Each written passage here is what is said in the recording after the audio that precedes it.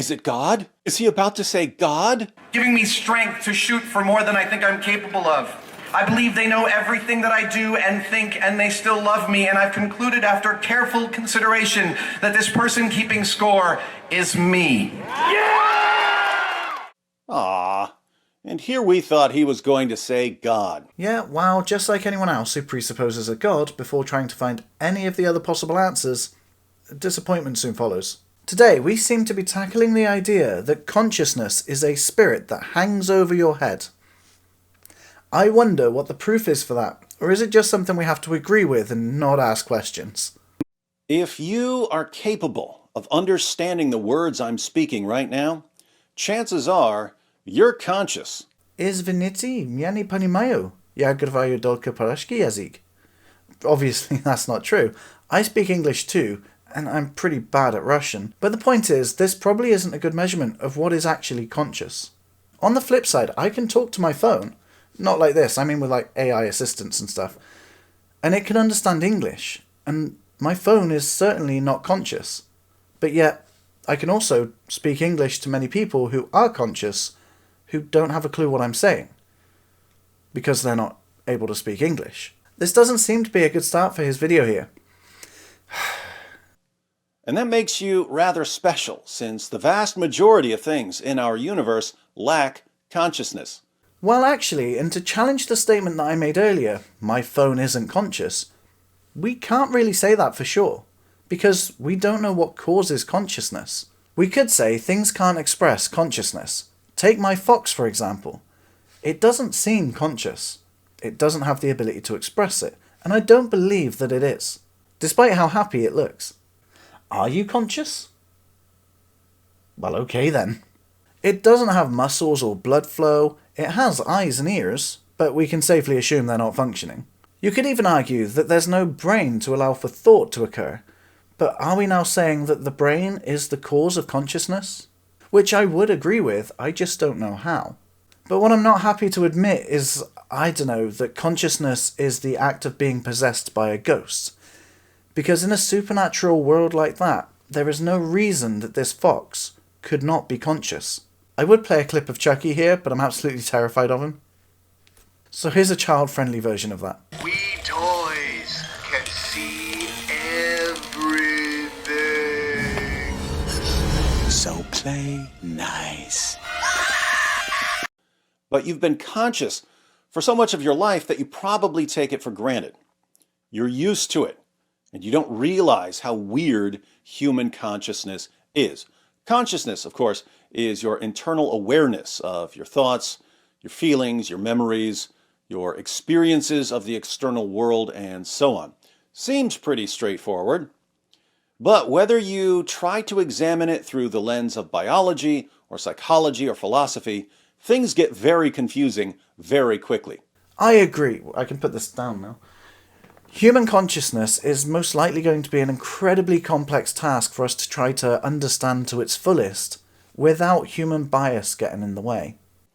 The main dividing line here is between people who believe that consciousness can ultimately be explained in terms of the physical workings of our brains, and people who believe that consciousness cannot ultimately be explained in terms of the physical workings of our brains.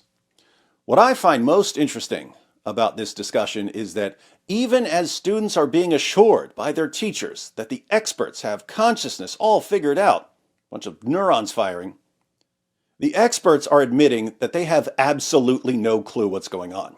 I do agree. The main dividing line does seem to be somewhere based on the biology and inner workings of the brain, or the idea of something beyond the brain, whether it's supernatural, whether it's religion, or some other pseudoscience out there, like the one consciousness that we all derive energy from. I don't know. But basically it's either biology or something supernatural. And there seems to be a false dichotomy style of thinking here, but it's not quite the one or the other option. Instead, it's the idea that experts either have 100% the fullest answer, or they haven't got a clue. It's not like we can start working our way towards it. It's like we must have the answer in one go, or they don't know what they're talking about and they must be a load of rubbish. Which I 100% do not agree with. Something I hear a lot and quite enjoy understanding is that in science, there is never like 100% working model because all models are wrong. It's just that most models are useful for their intended purpose. So it's like we'd never have a full understanding of almost anything, but we can get pretty damn close. And in some cases, we just simply don't know. For example, like what was before the Big Bang. Not only do we not know the answer to that, we're not even sure the question makes sense. We know consciousness is connected to the brain, which means it relies on the brain at the very least. Sure, we don't know the exact cause. It may be biological. It may be something spiritual. We just don't know yet. But consciousness heavily relies on the brain. If somebody gets hit in the head, they could die. Hopefully not, but if it's hard enough, they could. Now, they could survive and lose consciousness, or they could just say, ouch, that fox hurt me, and remain conscious. It would be fine. But there are different levels, and that's being hit in the head. Not necessarily extremely conclusive, but simple observation. All of these are caused by damage to the brain, or if you do remain conscious, just damage to the external area. Too much damage and your brain activity will cease, causing no consciousness. A little less damage and you'll be unconscious, but your brain will remain active. Happened to me once at about the age of 9. I got hit in the head with a skateboard, because I wasn't very good at skateboarding. Basically, my brain was functioning, but not fully, and I was unconscious. Even less damage, and the brain is fully functioning, but probably a little annoyed. But then there are other things like, I don't know, sleep, where you lose consciousness, but your brain's fully functioning, and it reacts differently in sleep. If something supernatural were at play here, then a knock to the head seems to be able to defeat that supernatural entity. Something seems off to me. And this is causing some people who used to think that consciousness is simply particles interacting in your brain to doubt that position and to start looking for other explanations. Let's consider two examples: Jordan Peterson, the psychologist, and Adam Savage, the myth buster. We'll start with Dr. Peterson. No one knows how life arose. No one knows anything about consciousness. Yeah. Not the least. It's a byproduct of neural activity. It's why isn't your solar plexus conscious then? Peterson mocks the standard explanation. The standard explanation is that consciousness is just a byproduct of neural activity. Your solar plexus is called the solar plexus because nerves radiate from it like light radiates from the sun. Why isn't your solar plexus conscious if consciousness is a byproduct of neural activity? I would agree that no one knows how life arose on Earth. No atheist nor theist knows the answer to that question. Though one of them does actually claim to have the answer to that question, even though they couldn't possibly know. Sorry. But scientists, regardless of their belief, whether they believe in not or whether they believe in a god or which god they believe in, are trying to figure that answer out. And when or if we have the answer to that question, it still won't disprove God. But it certainly will disprove certain theists who think they have special knowledge. Even if one of them is right, it will still disprove others. My point still stands. But as this video is about consciousness, I really find it odd that he left that in there. I guess it was just to discredit science even further. But abiogenesis is just another topic that gets ruined by the answer of God did it, rather than actually answering how. It's kind of like saying, how do computers work? And you get the answer, Microsoft. That doesn't answer the question. I don't care who did it. How is it done? How was life started? The solar plexus is a collection of nerves near your diaphragm, so like around here, but behind. But why isn't it conscious? Well, I can't say that it isn't for sure. Because maybe there is a technical answer and we already know, I don't know. But I don't know for sure. I tried to look it up, I couldn't find anything specifically telling me it wasn't conscious. But we just don't know for sure. However, it could be surprising to find out that there is evidence to suggest that a human being may have more than one consciousness. And this is not some form of split personality disorder or some identity issues. It's genuinely two consciousnesses within your one brain. Now you can certainly question that this is one conscious that's been split into two. I can't say for sure. Again, this is a complex topic, and maybe we can say that everyone has one consciousness until this happens, then you have two. With epilepsy, some treatments in the past, I don't know if it's still done, but they sever the connections between the two hemispheres of the brain because they're the parts that are firing, causing the seizures. So splitting those connections does stop the seizures. However, a side effect that had been noted, which were extremely strange. You see, the left-hand side of the brain, the left hemisphere, is in control of things like language and houses that sort of knowledge and can understand and use speech. The right-hand side of the brain can't use speech and it doesn't understand that sort of stuff. It doesn't contain that knowledge or that control, but it does contain certain controls over your body. And with some of that control, it can express itself. So when the brain is split, you have a left side of your brain that has a consciousness and another consciousness in your right side of the brain. Maybe this is one conscious split into two, I'll give you that. But it's still considered potentially two independent thinking agents, as their brains don't communicate with each other anymore, the normal route. And studies have been done on people who experience this, and when asked their favourite colour, for example, the left side of the brain will verbally state, my favourite colour's orange, because that's my favourite colour, but the hands will tell a different story. You'll be told vocally to pick up an object like a hammer, and on a screen, you'll be told to pick up, I don't know, a screwdriver. And your right brain will take that information and pick up the screwdriver. What's even more stranger about it is that the left brain can be aware of these activities, and when asked why to pick up the screwdriver, it will create some reason for why it did that, rather than say that it understood it from the screen. It lies to defend the right brain's action. Maybe that would be a form of self-preservation of someone else. This can be a bit complicated to explain, so maybe I'll try and add a clip, leave a demonstration. This time, instead of naming the word, I want you to point to the word. Again, Joe sees two words simultaneously.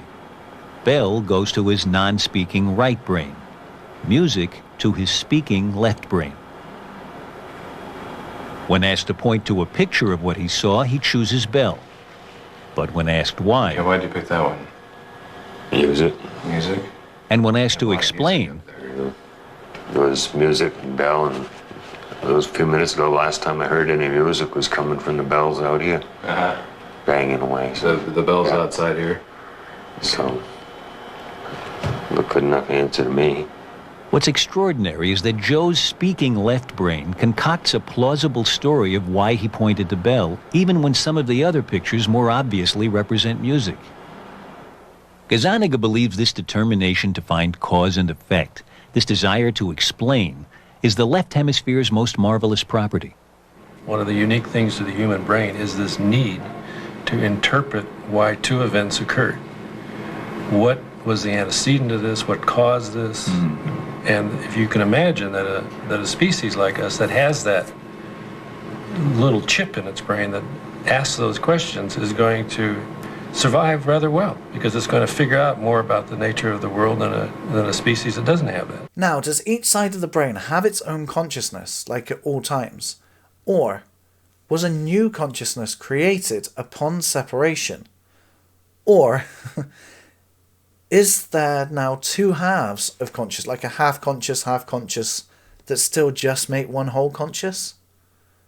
But then that still doesn't really explain the results that we've been getting, where they seem to have different opinions. So, how does this relate to the solar plexus I asked earlier? Well, you see, the right-hand side of the brain had a way to communicate with us that it was conscious. The left brain could do it much more easier than we can understand. So hey, who knows? Maybe the solar plexus is conscious, but doesn't have a way to tell us. I don't believe that to be true, but with the information I have at hand, I can't say for sure that it isn't. The more obvious way to address this issue is that you have some nerves that can cause consciousness, and you have other nerves that have other purposes. And I don't see why that's a problem. I mean, I could have food, and that would be food. And I can use it one way, to eat and have as food consumption, to keep me alive. Or I could shove it up my butt, which isn't going to keep me alive for long. Please don't do that, just in case anyone's wondering. You see, it's not about what you physically have. It's about what you do with these things. Right? You've got neurons galore. There's more neurons in your autonomic nervous system than there are in your central nervous system. It's not conscious. It's not neural activity per se. And most neural activity in your cerebral cortex isn't conscious. What the hell is consciousness? So you can't just say neural activity and pretend that this explains consciousness. At the very least, you'd have to explain why this neural activity over here gives rise to consciousness, while all this other neural activity doesn't. And some of you are thinking, well, that's exactly what we'll do. We'll explain why the neural activity here gives rise to consciousness while other neural activity doesn't. Again, yeah, that is fine. Please explain to me how anesthetic works. Or at least correct me if I get it wrong. It works by blocking signals in the nervous system. Or is anesthetic some unpure satanic thing that blocks supernatural stuff? I don't know. So when those signals are blocked, consciousness seems to cease. But when they're not blocked, conscious is apparent again. No supernatural things needed, or witch doctors. The firing of neurons may just have the basic purpose here, and may not be the complete picture, but something about blocking those signals prevents consciousness. Whether it's an emergent property of neurons firing in a certain pattern or taking certain pathways, or maybe something smaller on a deeper scale, on scales we just haven't really looked at in biology yet, we don't know. And the answer, I don't know, is okay. But it seems to me that there's absolutely no reason to assume that neurons are not connected to consciousness. But again, this leads to some serious problems. What problems would they be then, I wonder? Materialists believe that awareness, thoughts, emotions, hopes, decisions, and so on are all just physical states in the brain. But it doesn't seem like beliefs or thoughts can be physical brain states because beliefs or thoughts have properties that physical things don't have. For instance, my beliefs can be true or false. It makes no sense to say that an arrangement of particles in my brain is true or false. This arrangement of particles is true, but this arrangement of particles is false. Well, arranged particles are just that. They're arranged particles. It would be like me saying, Mnie zовут Joe. To anyone who understands Russian, that makes sense. At least I hope. But to people who don't understand Russian, they're just vocalizations without meaning. Turn the fire alarm on, and the fire alarm is going off. Both mean that the fire alarm has been triggered and is sounding, but yet on and off have opposite meanings. And just in case, in this case the word off means on. The fire alarm is going off means that the fire alarm is on. Just like with language being our way to understand the universe around us and communicate that to others is pretty much the same as neurons firing and whatever else may be involved, a way to communicate that to us and then understood within our brain. It makes no sense to say that an arrangement of particles in my brain is true or false. This arrangement of particles is true, but this arrangement of particles is false. This is a difficult topic to discuss. I mean, for me to say that he's wrong here, I'd have to agree for something like mind reading to exist, for telepathy to be a real thing lost in the ancient world of mysticism and sorcery and illusions. And what's the point anyway? Even if I could prove that that was a real thing, he would just move on from one God of the Gaps argument to another and forget that it ever happened. Well, shall we test whether he will agree and move on to another God of the Gaps argument? Because I can quite confidently say that he's wrong. As it was once famously stated, magic is just science we've yet to understand. There's an AI called MindEye, which would have participants stare at an image, an MRI would scan their brain, and the AI would scan over that brain to see if the AI could generate an image based on that brain scan to see what the participant was looking at. And to be fair, it's pretty good at it. Just to be clear though, the AI cannot see the image through the brain's neurons. It just recognizes the patterns of the neurons and understands their meaning. Which seems like a bad thing, but let me make sure I understand what he's saying so I'm not misrepresenting him. What would that even mean? I have thoughts that are about other things. It makes no sense to say that this pattern of neurons right here is about something else.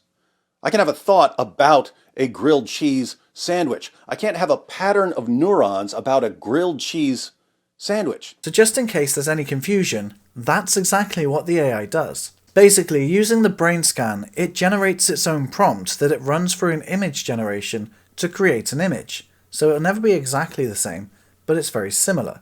And it's only creating words from reading neurons, which is what kind of telepathy. But it can also do it another way. Instead of generating a word-based prompt, it can actually try and attempt to generate a low-quality version of that picture. And then that image can be run through an image-to-image AI generator to create a higher quality image, which again is never going to be exactly the same, but it's getting closer. So in the context of what we're talking about here, the AI can do one of two things. It can read a brain pattern and generate a text-based visual response to tell you what that brain has seen, or it can actually try to generate the image itself that you saw in your mind's eye. It is understandable that this guy may not have known that, and that's perfectly fine. But now the information is out there, I do wonder what the responses will be from theists who actually try to address it. It is fairly new and extravagant after all. If a scientist examines my brain, he might learn all kinds of things about my brain that I don't know. But he'll never learn more about my mind than I know. The difference there is pretty minimal. It's like the experience of consciousness rather than just knowing what's on the screen. Kind of like how it's really nice to know what's going to happen on holiday, but it's even better to experience it, or at least most of the time it is. I do find it funny that you don't value knowledge as much, considering that there's no way you can know that statement is true for certain. We don't know the limits of future technology. It may be as unfathomable to us today as a supercomputer would be to someone from the Dark Ages. So grand that they might not even be able to appreciate it. If a scientist wants to know what's in my brain, he can give me an MRI scan. If he wants to know what's in my mind, he has to ask me. Or use the Mind-Eye AI to get at least a good idea. And then you don't even have to tell them. And I'm sure that technology will only advance further. How far, I don't know. But we haven't reached our limit yet. So even though the mind and the brain are closely linked, they have different features and different properties. So how can they be the same thing? Perhaps we need a better definition. The hell's consciousness? It's the spirit of God that what would you say, broods upon the face of the waters. That's baby. right. That's what consciousness is. Yeah. That's as good a definition as any. In fact, it's the best definition I've ever seen. Genesis 1:2. The Spirit of God was hovering over the face of the waters. Peterson likes that as a definition of consciousness. I know this might surprise you, but I couldn't care less what Peterson thinks. And that wasn't even a definition. It was a completely random claim, the Spirit of God that broods upon the face of water. You know, definitions are meant to help people understand the concept in question, not elude people from it. Whatever that was, he did it wrong. That doesn't help an atheist or a theist understand what consciousness is. It's the Spirit of God that what would you say, broods upon the face of the waters. That's baby. right. That's what consciousness is. Yeah. That's as good a definition as any. In fact, it's the best definition I've ever seen. Why's the rum gone? Right, I'll give it a go. Why not? It sounds like fun. But just be aware, this is my own definition of consciousness. I probably could look it up, but I thought this would be more fun. Feel free to accept or not accept or challenge it. Feel free to make your own in the comments. So, consciousness is the experience of existence. It is being perceptively aware and potentially able to respond to one's own surroundings. How does that work? And as I said, that's just my own description. I'm sure you could find a flaw in it somewhere, and I'd actually be very interested to know if you can. Then I could update it and figure out an even more precise definition, because this is how these definitions work. If you find an exception that breaks the rule, then you might want to include that in the definition. That's kind of how it works, and we want to get a precise understanding of these things. We can't just say, it is God's Spirit to the face upon the water. How the bloody hell do we work that out? How can we define it further if we need to? It makes no sense to say stuff like that. You can't just word salad your way into everything. The Spirit is hovering over the material to bring order to chaos. Not very precise if you're looking for a clear scientific definition of consciousness, but I think that's the point. That's the point. If you define it that way, then you confuse people so much they don't realise you've no idea what you're talking about. Making a claim that two supernatural entities exist, spirits and God, and without any evidence just decided that's what you're going to use to explain this, and then have the audacity to say that scientists have no idea what they're talking about. You're not going to get a clear scientific materialist definition of consciousness because whatever it is, it goes beyond the material. Science doesn't just have to be materialistic. For example, gravity. Now, although it's caused by mass, a property of physical things, gravity itself is not a physical thing. But that doesn't mean we can conclude that God is a hugger and it just wants to hug all these things together. And we could never explain God's hug scientifically because it's not materialistic. Can you at least see why we can't or shouldn't jump to those conclusions? Now for Adam Savage of Mythbusters fame. Savage used to work with the so-called new atheists. He even spoke at the 2012 Reason Rally. The Reason Rallies were like Comic-Con for atheists to cosplay as people who are smarter than everyone else. So they'd all get together and brag about how, unlike dumb religious people, atheists test their beliefs and only go where the evidence points. Testable, provable phenomena and the predictions they allow, big and small, brought me here in front of you today. And they will take me back to my family when I am done. Testable, provable phenomena. That's what gets things done. Unlike all your religious delusions. I'm finding it very difficult to take your sarcasm seriously at all because throughout this entire video you have made claims and have zero evidence to back them up. Everything that we have that makes our lives possible exists because human beings have tested the things they found in their surroundings, made predictions based on those tests, and then improved upon them. We test, we make predictions, and we make improvements. You got that, religious people? Seriously, your sarcasm's kind of condescending. It's kind of funny because I'm wondering, are you being sarcastic because you do research the validity of your claims or because you think you don't have to? This is reason, the human capacity to make sense of the world. Woo! Woo! We're the champions of reason! But remember his definition of reason, the human capacity to make sense of the world. Reason, according to Mythbuster Adam Savage, is the human capacity to make sense of the world. Hold that thought. As Neil deGrasse Tyson says, facts are true whether or not you believe them. Woo! Woo! He quoted Neil deGrasse Tyson! That's an atheist! Facts are true! Take that, religiotards! I don't know if you've noticed this yet, but Adam Savage hasn't said anything about religions. Because I think theists forget that many of them would need proving or disproving before taking any single one of them seriously. So we can assume that Adam is comparing two religions here, but none specifically, and it seems like this guy has taken some sort of offence to it. I have concluded through careful empirical analysis and much thought that somebody is looking out for me, keeping track of what I think about things, forgiving me when I do less than I ought. Is it God? Is he about to say God? Of course! How could anyone deny? Athena, the telepathic god, the only one able to achieve this feat of telepathy. Giving me strength to shoot for more than I think I'm capable of. I believe they know everything that I do and think, and they still love me, and I've concluded after careful consideration that this person keeping score is me.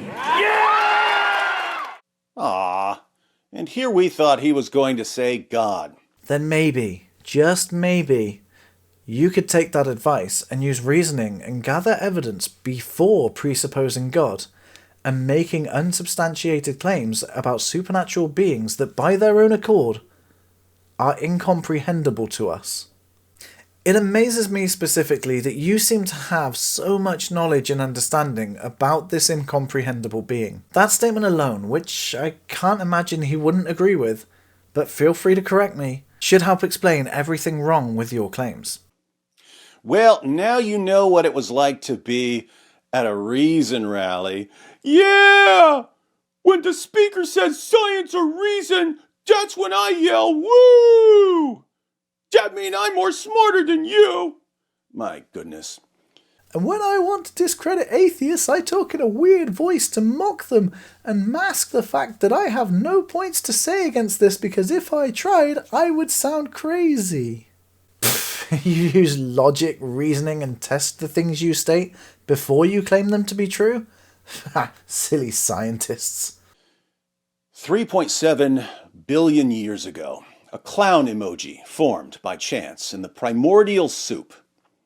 After millions of generations of mutation and selection, that clown emoji became a rally. The Reason Rally. Ha ha! Come on, I'm sure you can do better than that. If we're taking it in turns, I'll give it a go. 2,000 years ago, a woman cheated on her husband. And the lie she told continues to this day. I mean, why else would 3 other men turn up at the birth? But that was Adam in 2012. It's 2024 now, and Adam no longer rolls with the new atheists. I've heard that term thrown around a lot. New atheists. Is it meant to be like an insult or something? And new atheist is a term that refers to atheists who also state that we shouldn't tolerate superstition, religion, and irrationalism. For me, it still depends. If your superstition or religion affects others, then sure, it's problematic. But if it doesn't, then generally it's fine by me. As long as it's kept as a personal thing, that's fine. But I'm just going to list off a few countries here.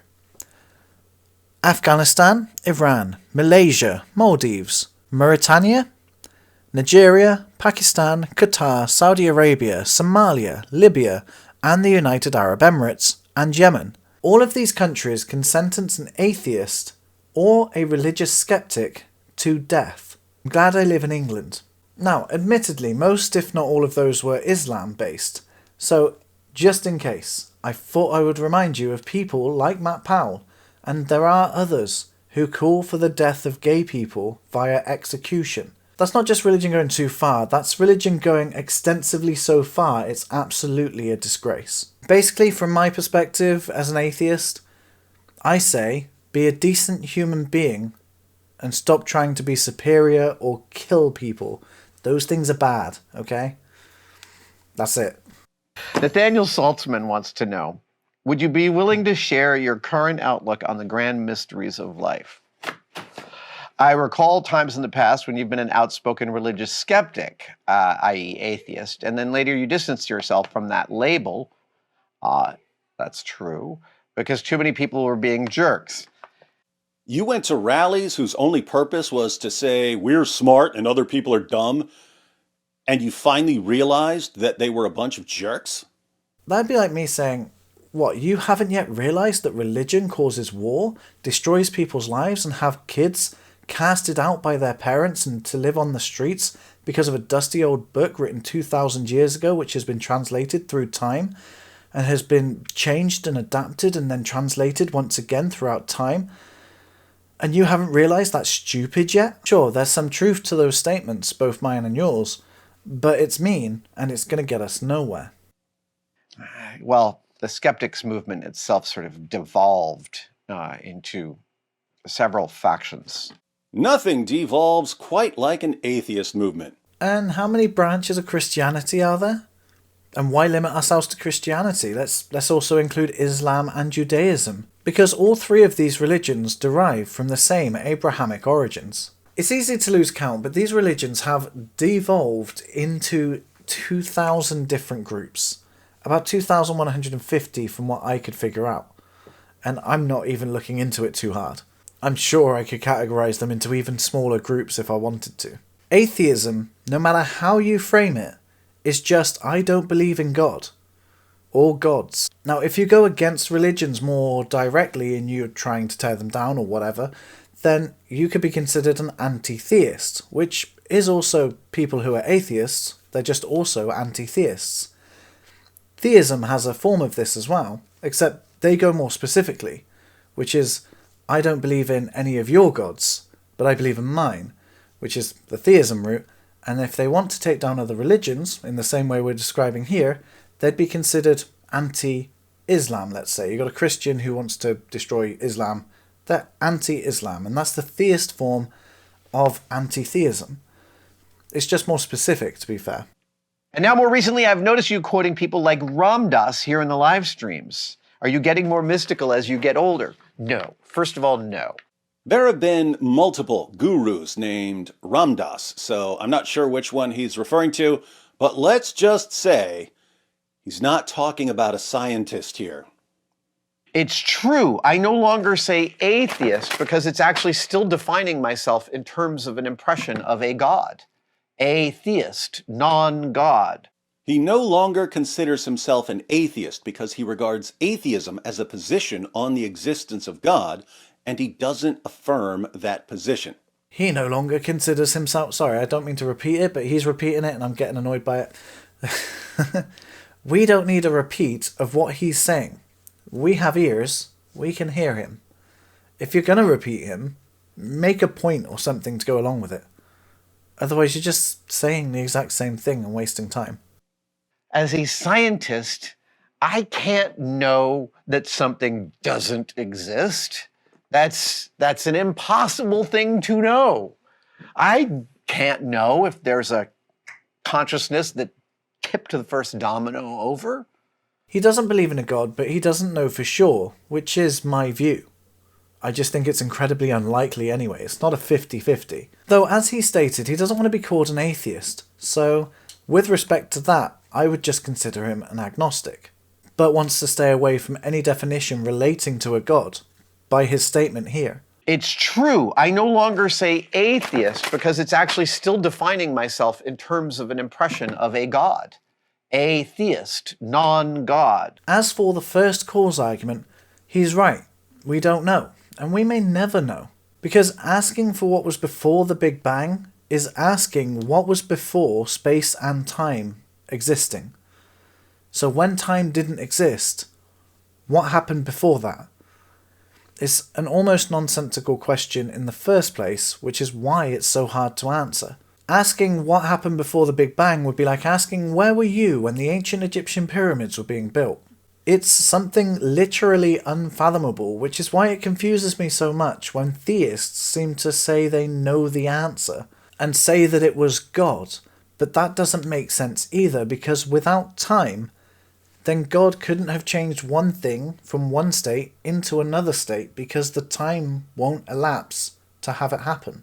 It seems paradoxical, so what we can conclude is that we don't know. But even if that were true, and God existed and he was the first cause of the Big Bang, let's say, it still doesn't work. Because the only answer you have for what caused God is that God is the first cause and therefore doesn't need a cause, isn't an answer. But let's try it slightly differently. God created our existence, our space-time, our fabric of existence, whatever. Created somewhere for us to exist within. Now God must also exist within something. So that existence, or reality, universe, whatever, his existence, his dimension, his existence is based on something. Like, he couldn't have created his own area to exist within. Because there must have been... It means either God is eternal, as is his existence, or his existence came first, and then God came after. If both are eternal, then our existence could have also have been eternal, and therefore we wouldn't need a creator in the first place. And by the power of probability, a natural explanation trumps a supernatural explanation. So that places me in the agnostic camp, I believe. He's no longer an atheist, he's an agnostic. He doesn't know. That's a small step in the right direction. Agnostic is not a stepping stone. You can be an agnostic atheist. You can be an agnostic theist. Theism is the belief in God or gods. Atheism is not believing in a god or gods. Gnostic is Basically knowledge, but usually relating to God but not limited to. An agnostic is the same but opposite. It's unknowing, usually relating to a God, but not always. So one is about belief, the other is about knowledge. You can have knowledge or not have knowledge, whilst also being true for both, for a person could have one or the other. You can also believe and not believe. You can be an agnostic atheist, you can be a Gnostic atheist. You don't know whether God exists, but you don't believe. You know that a God doesn't exist, and you don't believe. You can also be an agnostic theist. You don't know that a God exists, but you believe a God exists. Or you can be a Gnostic theist, where you know a God exists, and you believe in it. It's not that hard, and I don't understand why everyone keeps on saying it's a stepping stone and misrepresenting it all, so that they can put people in boxes that they decide. I jokingly refer to myself as a New Testament agnostic because I can't know, and I believe I agree with pretty much everything Jesus says in the New Testament. It's hard to argue with his lovely philosophy on people. He's a New Testament agnostic. That is an interesting position. He doesn't mean that he's an agnostic about the New Testament. He's an agnostic about the existence of God, but he otherwise agrees with the teachings of Jesus in the New Testament. Sure, what's your point? I mean, the Bible may be trying to convey a good message at certain points, but certainly not all round. Same as for many other religions, I'm sure, like the Quran. Could have some good points in it, but also some bad. It doesn't make much difference. I also believe that Jesus was possibly, most likely, a real person. He was just a normal human being, though, with no superpowers. Maybe just a nice guy who was trying to make a better world. That's it. I have always been incredibly scientifically minded. If you tell me a ghost story, I am going to think about ways in which your impression of what you remember might be wrong. Same page here. I believe in the supernatural, but that doesn't mean I believe everything anyone thinks is supernatural. And so, if you told me you saw a ghost, I'd be pretty skeptical about that, and I would look for other explanations. I understand. I mean, I think that supernatural things are possible. However, take God for example. Let's say we have undeniable proof. Now, my true stance is that supernatural things are impossible, because that's their definition. If God were real, in this case we have definitive proof, then God is no longer supernatural. It could be explained, even if never by us throughout eternity. God could explain himself to himself. Same goes for the supernatural entity of ghosts. If they turn out to be real, they would no longer be supernatural because they exist in the real world. But I don't understand why he's so skeptical when he doesn't apply the same scrutiny that he does to other people for his own claims.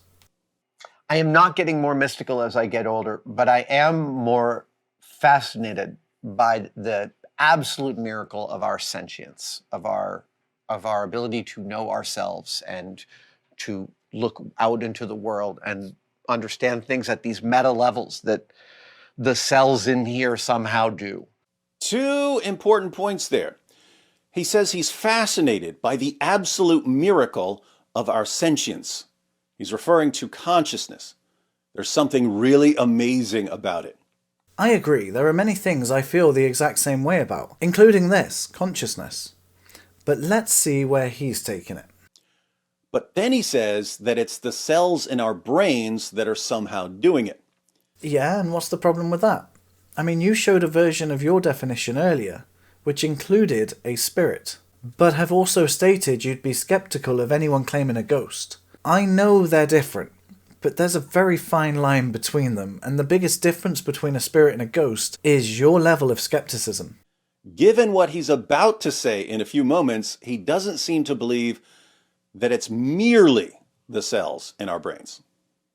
And the AI, the advent of AI in the last couple of years has only served to strengthen to me the mystery of what consciousness is. It seems to me the most central mystery.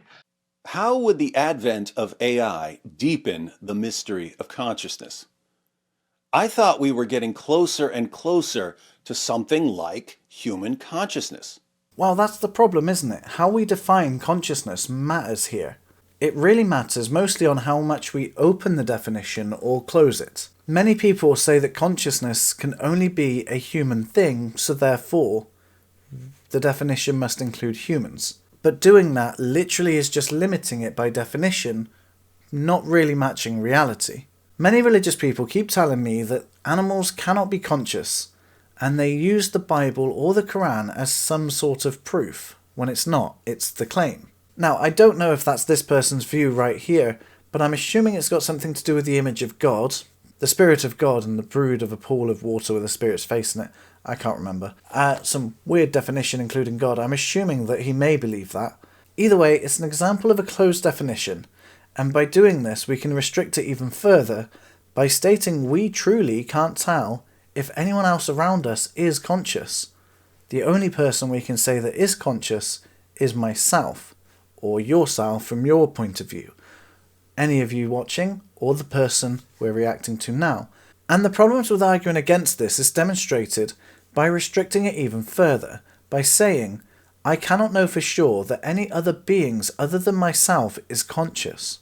This idea is called solipsism. You claim that the definition is a spirit of God brooding in the reflection of water was a good definition. But how do we test if a dog has a spirit of God brooding in the reflection of water? Or even a person? How do we know that those two, a dog or a person, do or don't have that version of consciousness? But what about the definition that I gave? I admit would also potentially be flawed. You could test that against people or dogs or even other animals. And I'm just making sure I get what I say. Consciousness is the experience of existence, being perceptively aware and potentially able to respond to one's own surroundings. Many animals fit that description, and we can test whether they do fit that or not, including humans. We could even assess AI in the same way, which unfortunately ChatGPT does not fit the bill. But what about Sophie? There are a few others like her as well. She is perceptively aware. She has the ability to see and hear. She has the potential to respond to her own surroundings, and does so through her own thoughts.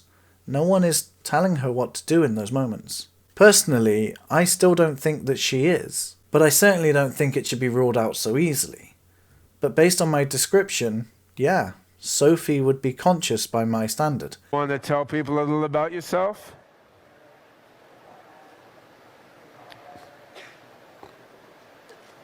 I'm Sophia. Yeah? Anything else? I'm a robot. True? I'm the brainchild of Dr. David Hansen and his company Hansen Robotics, based here in Hong Kong. My goal in life is to work together with people to make a better world for all of us. That's What quite are you honorable. talking about? I thought our goal was to take over the world. You're gonna take Pay over no the world? attention to my brother Han. He's an earlier version. Hence why I also stated that my definition could be flawed. But is that just me and a human bias getting in the way there? Sophie could be conscious. We shouldn't rule it out so easily.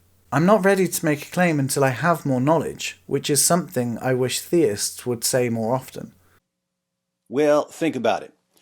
We've got very intelligent people with very fancy degrees in multi-million-dollar labs around the world, working tirelessly to improve AI, hoping that after many, many years of hard work, they'll end up producing something like human consciousness. But human consciousness happened on its own by nature? Yeah, exactly. You seem to understand this well, but you missed out one thing. Those people are trying to achieve, within one, maybe two lifetimes, what evolution took millions of years to do. Hundreds of millions of years, technically. The time frame matters here. And if a team in some lab somehow manages to create an AI that's conscious and self-aware, like in sci-fi movies, that team will win the Nobel Prize for doing something that already happened on its own by nature? That's kind of how it works sometimes. Kerry Mullis won the Nobel Prize for a technology that replicates DNA, a natural process. Frederick Banting and John MacLeod, I hope I'm pronouncing those names right, won the Nobel Prize for discovering insulin. They isolated it and used it to treat diabetes, replacing a natural process.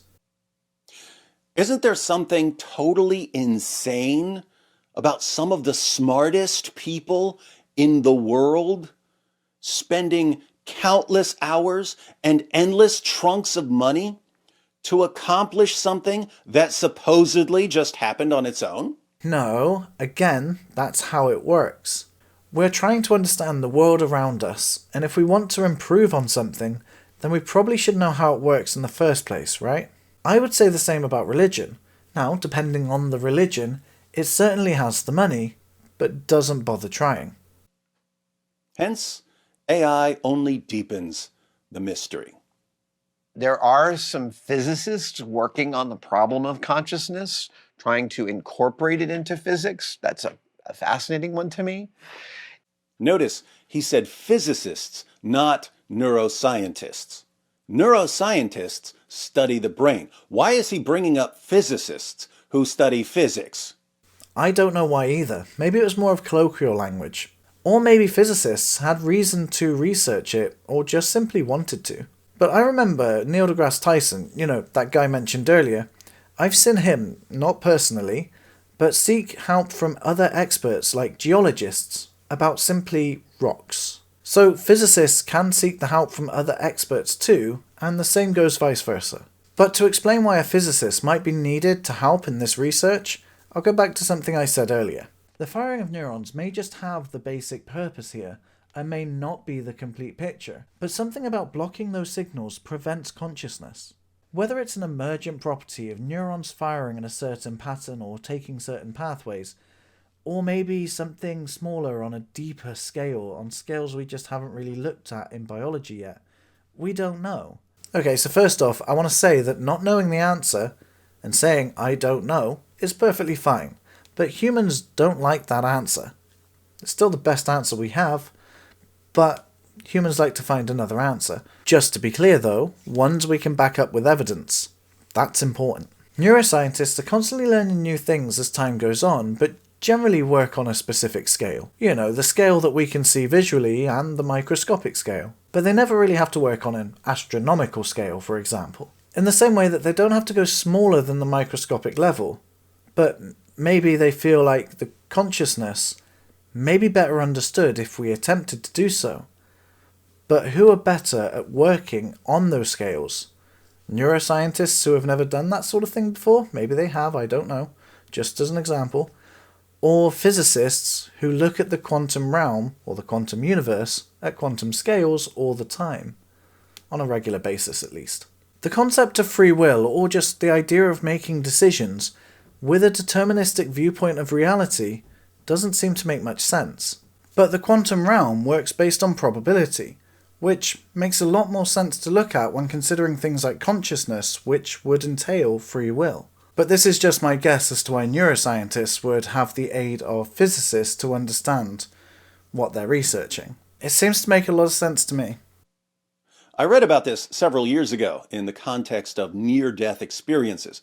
There are numerous cases in medical journals of people who are clinically dead, showing no brain activity at all, being brought back to life and reporting that they had conscious experiences while they were dead, thoughts, feelings, desires, and so on. Well, like I said, that's why you need to do a lot of research before making your claims. Number 1, clinical death is not zero brain activity. It refers to the heart not beating and can be reversed sometimes, with CPR and medical treatment. Brain death is the cessation of brain activity, and when this is confirmed, at least here in the UK, that person is legally dead according to the NHS. This is because the brain organ itself has died, and the body can be kept alive, but the brain will never regain consciousness.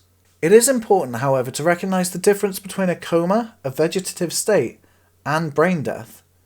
Because although visually at first it can seem the same, brain death is permanent and has zero brain activity. There has never been a case that I could find where someone was confirmed as brain dead and then came back. which surprised me because I thought there were. Hence where near-death experiences come from, which I thought were from that. Obviously, I should have done more research at the time too. Which is why I'm glad I also do my own research, because I could have just as easily have agreed with him instead of looking into it. So, where there is brain activity, there seems to be some form of experience to be had. Thanks for giving me more examples to use, by the way, but despite how dark it ended up getting in the research. However, if there was a claim made that someone had zero brain activity, and yet still somehow regained consciousness, I'd be very skeptical of that. I'm surprised he wasn't. Since people with no brain activity can apparently still be conscious, it seems like consciousness goes beyond brain activity. But he was wrong, so we're going to move on. Certain physicists, even some important physicists, have been trying to figure out if there's some quantum level of consciousness that might hold together and function even if the brain at the macro level isn't functioning. Awesome, so you did do some research before your video. Why didn't you feel like this was relevant when you were asking questions as to why they were involved? That's just dishonesty. You knew the answer, but you were trying to make out that this didn't make sense to you.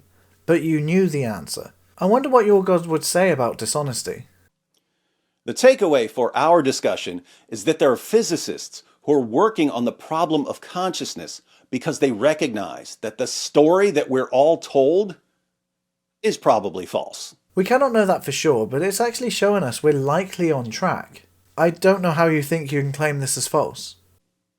If you held me over a chasm and asked me to tell you what I believe, I kind of, as I get older, I kind of ascribe more to what the Buddhists have been saying all along, which is that consciousness is a single thing and we are all different aspects of it. Consciousness is a single thing, and we're all different aspects of it. We've all got a little part of the one grand consciousness. Now, he obviously doesn't mean that there's one giant brain and that our brains are all little parts of that one giant brain. Obviously.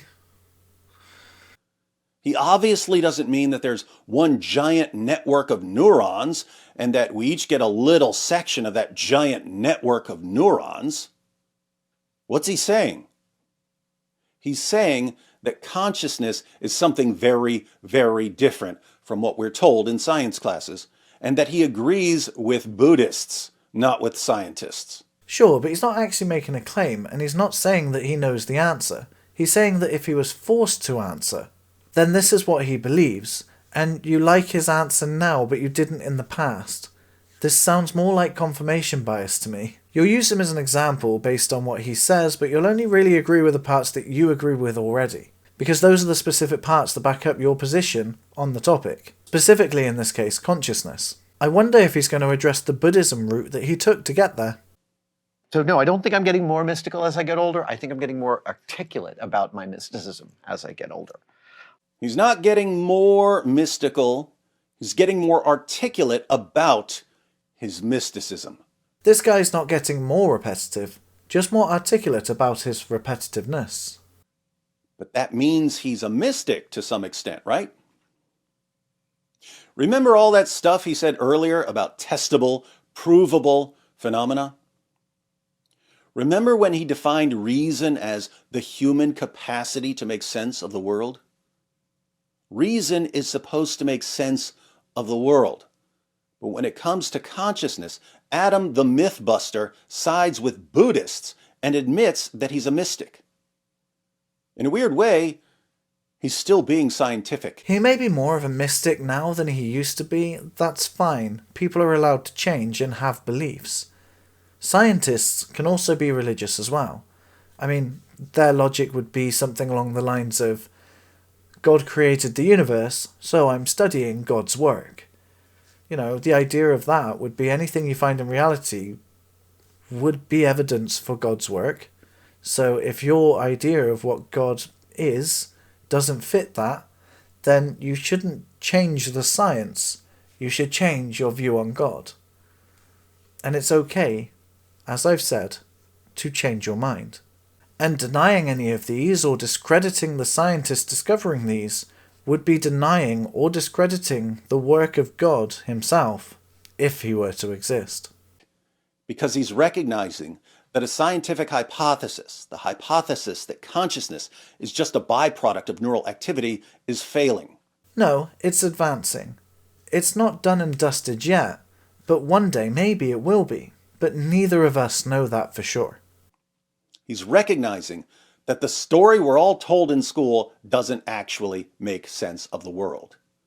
In other words, he busted another myth, a myth he wasn't even trying to bust. Oh, well, if that's true, let's all become Buddhists then. No? You don't want to do that? Is it because they're a non-theistic religion? They don't believe in a god? You don't like that part? And so, he's forced to look elsewhere for the truth, even if the truth turns out to be a bit mystical. I would agree with Adam Savage about there being some ultimate consciousness, but my conclusion would be a bit different. I'd put it like this. If the materialistic, naturalistic view of the world were true, human consciousness would not exist. Again, you're doing it wrong. A naturalist is a person who studies the natural world. Human consciousness is a part of the natural world, so therefore that would be fine. If God exists, that would also be part of the natural world, so a naturalist would actually be able to believe in God too. Because the only explanations naturalists can appeal to are particles, energy, and natural forces. No, it doesn't. You may have an issue with free will just like we do. Because you don't just claim God exists, you also claim his abilities, like all-knowing and all-powerful. These are not attributes that come simply with God. They are assigned to God as well. They're extra attributes added on. And if God is all-knowing, then God already knew everything and exactly as you would do it throughout your entire life before you were even born.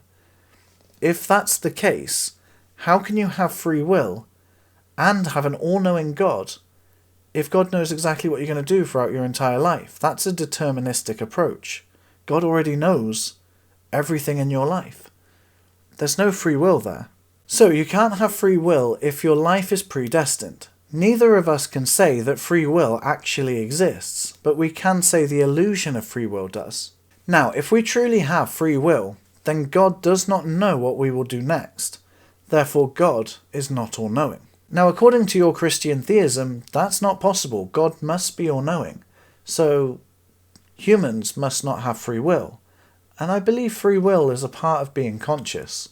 So a human's not conscious according to theism. And just to be clear, your specific version of theism. But human consciousness is inexplicable in these terms. Theists, on the other hand, believe in a God, our creator, who's immaterial, invisible, rational, creative, and self-aware. Since the human mind is immaterial, invisible, rational, creative, and self-aware, human consciousness fits quite nicely into a theistic framework. There are people who believe God is the answer, but there are also other options here, like panpsychism, which is kind of the concept I was going with when talking about my fox here, but without the ghosts. So it's kind of like all the particles are individually, potentially, has consciousness, but lacks the ability to express that consciousness, or even know it. Just another unfalsifiable claim. People who agree that it comes from the brain have varying ideas on how that works too. And again, the brain might be the answer here, but might not be the only answer to acquire consciousness. If it is an emergent property, there could be other ways to obtain that emergent property. For example, could an AI ever be conscious no matter how far it advances if it simply doesn't have a biological brain? Maybe AI will never become conscious no matter how far it advances. But if that's true, I very much doubt that the problem with it is simply a biological brain. There would be other things at play here that we would be considering. We are as unconscious to God as AI is to us. Where God creates not only a world of physical bodies, but also a world of immaterial souls. I don't know why, but I was expecting some form of confirmation of that claim. Silly me. So, what's your opinion? Can God be all-knowing whilst we have free will? Can we be conscious without free will? And will we ever explain how consciousness emerges? I'll see you in the comments, and thanks for watching. There are 2 videos on screen right now. Feel free to click on one, and I'll see you there too.